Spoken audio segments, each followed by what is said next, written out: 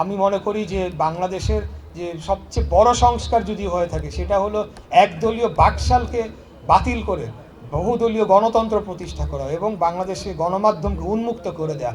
এর চেয়ে বড় সংস্কার কি স্বাধীনতা পরবর্তী সময় হয়েছে?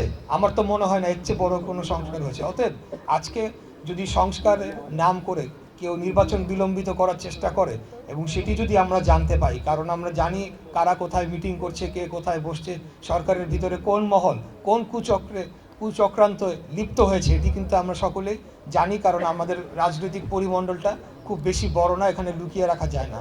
যার কারণে আমরা জানি যে আমরা বুঝতে পারি যে একটা কুচক্র রয়েছে যারা সরকারের ভেতরে এবং বাইরে থেকে একটি ষড়যন্ত্র করে বিএনপির সুনামকে বিএনপির মানহানি করে, বিএনপির চরিত্র হানি করে এবং এমন একটা পরিস্থিতি তৈরি করে যাতে আগামী যে নির্বাচনটি আসন্ন রয়েছে সেটি যাতে বিলম্বিত হয় এবং বিএনপির জনসমর্থন কমাতে পারে।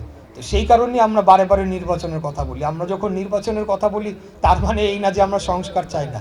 সংস্কারের ইতিহাসটা তো আমি বলেই আসলাম যে একদলীয় বাকশাল থেকে বাতিল করা থেকে শুরু করে সর্বশেষ আমাদের নেতা দেশনায়ক তারেক রহমান 31 দফা দিয়েছেন।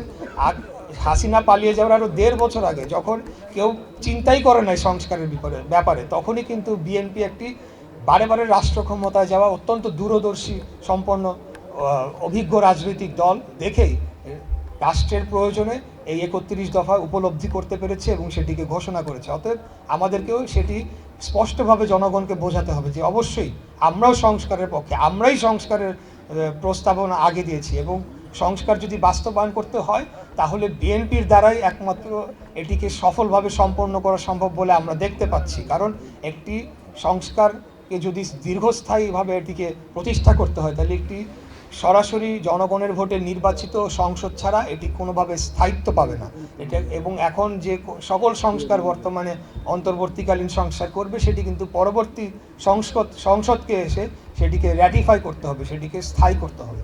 তাই বাংলাদেশে একটি পরিস্থিতি এমনভাবে তৈরি হোক যাতে গণতন্ত্র স্থায়ীভাবে প্রতিষ্ঠা পায়। আমরা তো বলছি না যে আমাদেরকে ক্ষমতাটা হাতে দিয়ে যান, আমরা বলছি একটা সুষ্ঠু, সঠিক, নিরপেক্ষ, অবাধ নির্বাচনের ব্যবস্থা করতে এবং সেটিকে স্থায়ী করতে, যাতে বারে বারে নির্বাচনে কোনো ধরনের কারচুপি আর কোনো দিন কেউ না করতে পারে, বাংলাদেশের জনগণের অধিকার নিয়ে যাতে কেউ ছিনিমিনি না খেলতে পারে।